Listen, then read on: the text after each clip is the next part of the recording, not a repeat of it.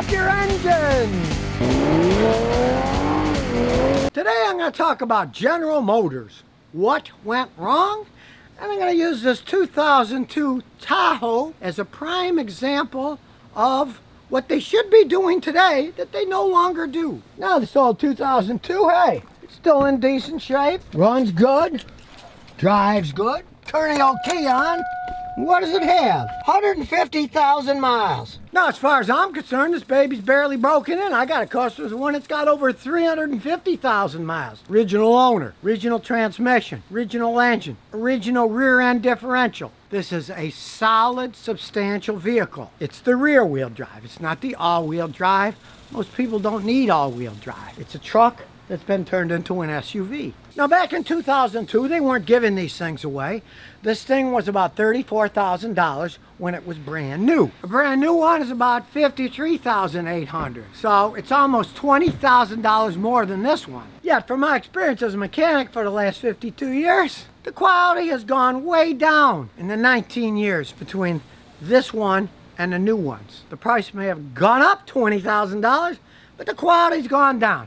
What's up with that? Now, as we can see here, this Tahoe was made by General Motors, and it was built in Arlington, Texas. Notice though it says truck assembly. Now, if you buy a 2020 Tahoe, it's still assembled in Arlington, Texas. But, this is a gigantic but, many of the parts come from Mexico, where one of their real quality problems with GM exists. So it's got a rear differential. There's the differential. A little bit greasy, but it's full of fluid, so who cares? While we're under here, you can see it's got a solid frame. Even though it's 19 years old, it's not rusted, it's nice and solid, and the spare tire heading under the back. The problem with many of the modern Tahoes, and also the Silverado pickups, is many of their rear end differential assemblies are made in Mexico, and they aren't making them all that well. If you've watched any of my past videos, you'd find out. I met the Southern mechanic, and he thought, why are these rear ends going out? These GM trucks. Well, he took the brakes and everything and the axles off, and he got a torque wrench, put it on the differential, and started pulling. And you're supposed to get a certain amount of pound-foot of torque on the wrench before the axle starts to turn. That's from the drag of the bearings being the correct tightness. He found that there was hardly any pressure was needed, less than 1 pound-foot of torque for it to start moving. Meaning, when they manufactured them, they were putting together too loose. So people were getting new trucks, and yes, of course it had a new differential in the back, but it had the equivalent almost 100,000 miles of wear because it was so loose. So they went out too early because of this. But not this one. Rear end and this one's made in the United States. It doesn't have those problems. This still has the original rear end. It still works perfectly fine. They're trying to cut corners, making things in Mexico. It saves them money, but notice they're not passing the savings on to you. The new one is almost $20,000 more than this one. Let's look at the evolution of the entire vehicle itself. They had other engines sometimes, but really the mainstay is a V8. And this one has the larger one, the 5.3 V8. These are heavy vehicles with a big V8. This one gets 13 miles a gallon in town and 17 on the highway. Yes, they're gas hogs, the big giant vehicles. But let's go to 2020. Okay, what's that? 18 years later? How do you get fantastic gas mileage later? Well, not really. I got a customer of the 2020 Tahoe, and he gets 15 miles a gallon in town and 20 on the highway. Not all that difference when you consider 18 years later, all the advances in technology, not that much difference. Yet the price of the vehicle is $20,000 more. It really doesn't make that much sense. Of course, they're both really heavy vehicles. There's only so much you can do with heavy vehicles. They're never going to get great gas mileage. It just doesn't work that way.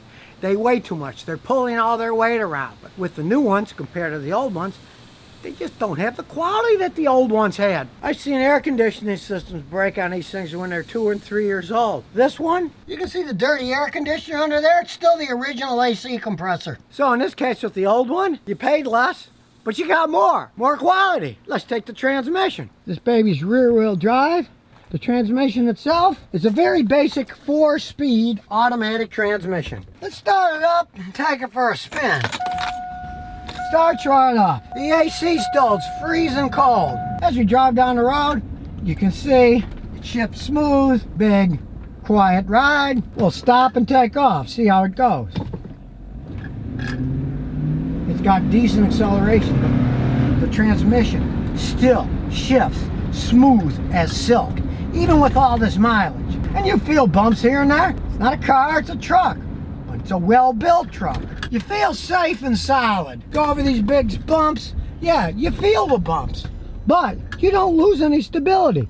It's a perfectly stable vehicle for driving it. Corner's fine. You wouldn't think this thing had 150,000 miles on it. They were really well built back in 2002. And that AC, man, it's still nice and cold with all those original parts on it. It's got a nice interior. They've modernized it by putting their own Sirius XM on it instead of the old-fashioned one. But it's got rear AC controls, tons of room. As we go out and look in the back, lots of room.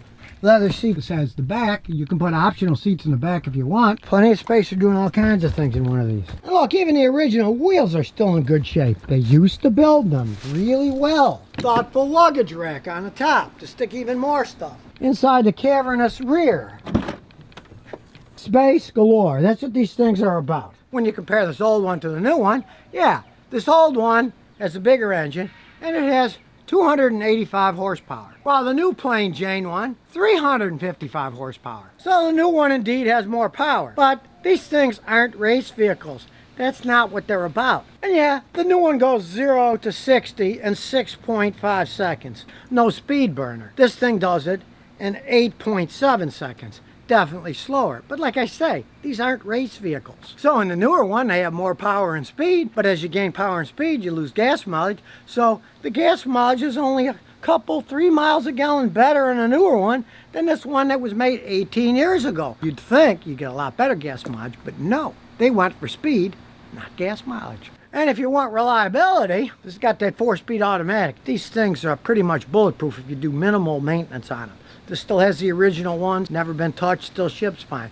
The new ones use that 10-speed automatic that GM and Ford made in tandem. The engineers, whether they know it or not, and I'm assuming they know it, are being stonewalled by the law of diminishing returns. You keep adding more gears, the efficiency becomes less and less. A lot of the manufacturers now are sticking at 8 speeds. You get the better gas mileage, what it costs to manufacture them, how they last, the power that they have.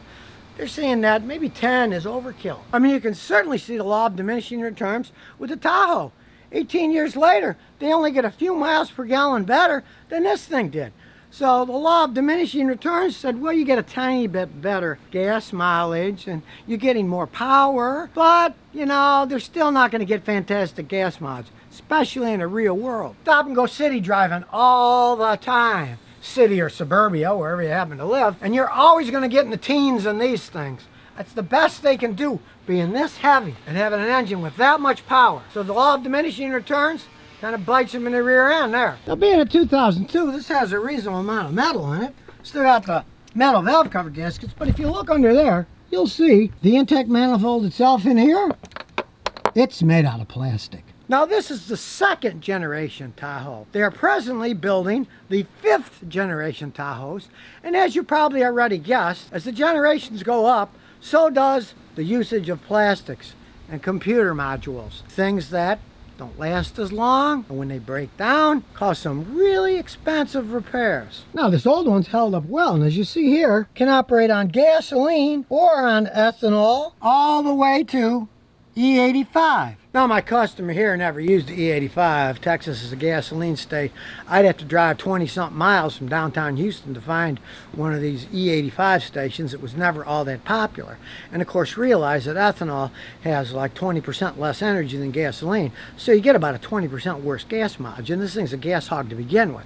You would get in the low teens if you ran this thing on ethanol in town. Granted, the ethanol, they run a little bit faster, but they also burn the fuel faster. One of the last things you want to do on one of these.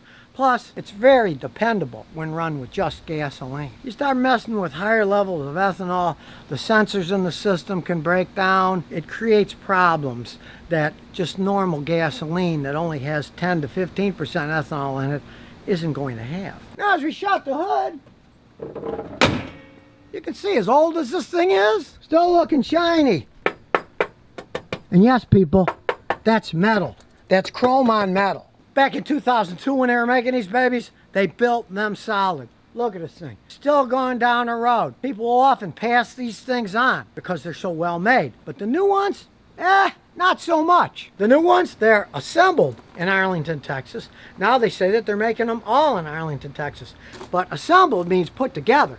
Like I say, I've seen lots of them. They had the rear ends that came from Mexico that weren't made right. They're cutting costs, and they're not cutting the price to you. Even in 2002, they went to the cheap door handles made out of plastic that are painted instead of chrome ones. It kind of shows you the beginning of what was to come. This baby was made in 2002.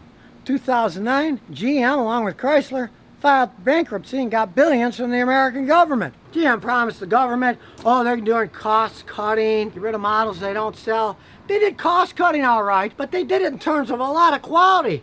That was cut too. And then that GM bailout cost the U.S. taxpayers $10.5 billion. They bought a bunch of GM stock, and when they sold it, we taxpayers lost $10.5 billion. And as far as I'm concerned, the quality of GM has gone even further down since then. And really, it's a shame. They used to build such great vehicles like this one. No more, but at least now you know the truth about the matter.